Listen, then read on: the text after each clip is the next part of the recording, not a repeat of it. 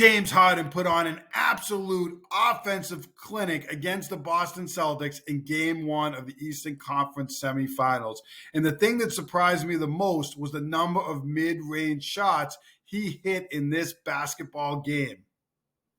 His first 3 baskets were all on mid-range jump shots.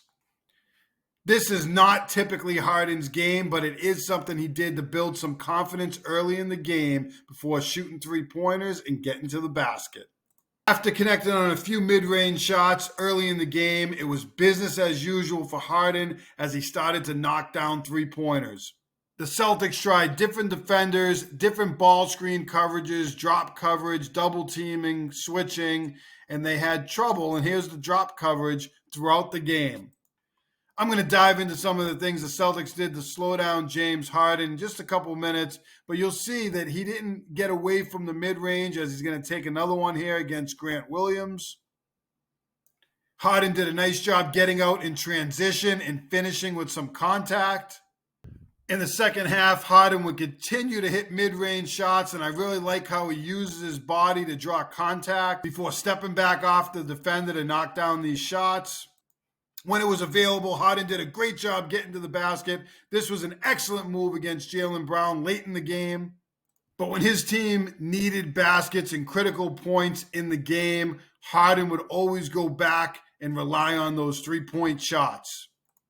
This is a really big step back with 7 minutes to go in the fourth quarter. And of course, we know he had that dagger 3 at the end of the game.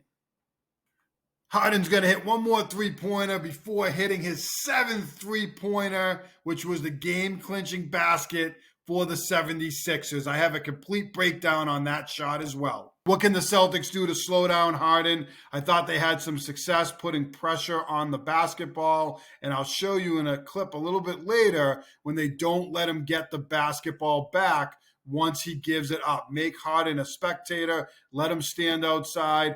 Don't let him get the basketball. If anything, I would rather see him try to make a back cut or get into the paint. One of the defenders who had some success on Harden, we're going to see drop coverage here with Horford and Jaylen Brown. But Jaylen Brown does a great job recovering, and he had some really good defensive possessions. Smart had some good possessions. Brogdon had a couple good ones. They were the ones who wound up matched up with him. We know Horford had him late in the game. At different times, just about everyone had covered Harden in this particular basketball game. But as I watch these clips, I recognize that Brown did a nice job holding his ground and getting his hand on the basketball and frustrating Harden, as we're going to see in this clip. So that might be something the Celtics are going to think about from a matchup perspective in Game 2. And here's another clip of Brown ending up matched up with Harden in just a minute. He's going to end up matched up with him on a switch. And you'll see, again, the job that Brown does. He's going to get right up on Harden. He's going to hold his ground, and he's going to force him into a really tough contested shot. The Celtics had small successes against Harden, putting some ball pressure on him. They had some small successes with certain personnel on him, including Brown or Smart situationally. And the other thing that I like that they did, and we see in this clip right here, is deny him and not let him get the basketball. And I really hope the Celtics would do more of this. Force him to cut to the basket. We have other defenders there. Let them throw the ball to him on a cut this way. I know that's not ideal, but he's not going to hurt us as much. He's a player that wants to get the ball in his hands and create off the dribble. And again, look at Smart. He's not letting him get the basketball. I think the Celtics are going to do more of this in Game 2. And I also think that we might see them double the basketball a little bit more. They tried that with some success in this game, but a couple times it did hurt them as well. I do think the Celtics are going to be strategic about double teaming Harden in certain situations. They want to take the basketball out of his hands. This is a great way to do it once he has the basketball. Obviously, if he doesn't have it, you can deny him like we saw in the last clip. But they do a pretty good job here, the Celtics, with these two players really putting a lot of pressure on Harden.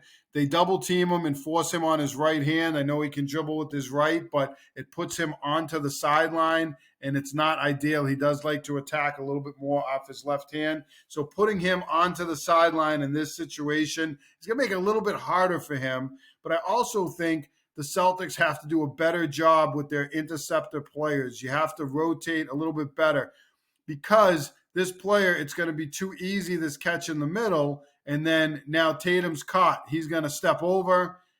Horford's going to step over. Brown's going to step over. And it's going to leave Harris open on that opposite side of the floor to knock down this three-pointer.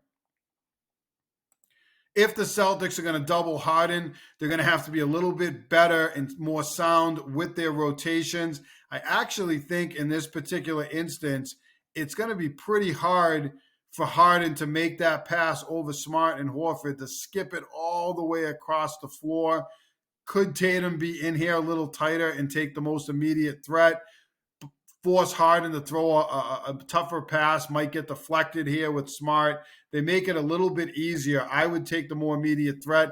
The other thing that they can obviously think about here is Brown cheating a little bit over to this player. It's going to be harder for Harden to get a pass through Horford and White into the baseline. So he might be in that like middle interceptor and like sit a little bit closer in between these two players. And that could also, if he is there, allow Tatum to rotate out a little bit quicker. Brown would be here. Now, if he catches it, what's he going to do? He's going to dump it inside and we'd have to recover there. So it's not going to be easy on those rotations, but I do think the Celtics can cheat a little bit more into the middle and take away this pass in the double team. That's going to be the obvious pass that the 76ers are going to look to go to. And if they do make that pass, we know that they can then rotate that basketball out there. So maybe Tatum wants to stunt and then recover, and he'll get there a little bit sooner, and then Brown can come over to here. But Harden is a really good passer. We've seen that this year. And this is an example, if the Celtics are going to double team Harden, that they're going to have really good rotations and a really good plan for it. They might want to get these other three players into a little bit of like a triangle and maybe not cheat as much. But the 76ers do a great job setting themselves up in that same way between the Celtics players. They get a cut to the middle, they get a baseline, they get a cut here. If White cheats over a little bit, Harden's just going to pass out here, and they could have a three-pointer off of it. So not an easy thing to do to double team. You're obviously going to be outnumbered. I think the Celtics have to sort of pick their options and maybe cheat in a little bit here, as I said earlier on. But I do think this is an option because you do take the ball out of Harden's hands.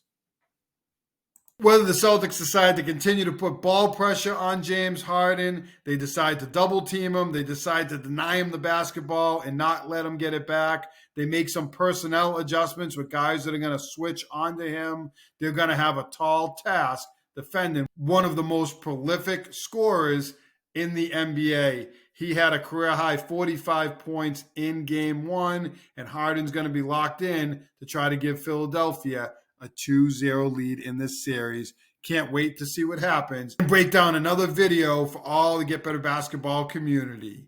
If you like this video, hit that like button down below, turn on your notifications, and subscribe to Get Better Basketball on YouTube. As always, get better every day.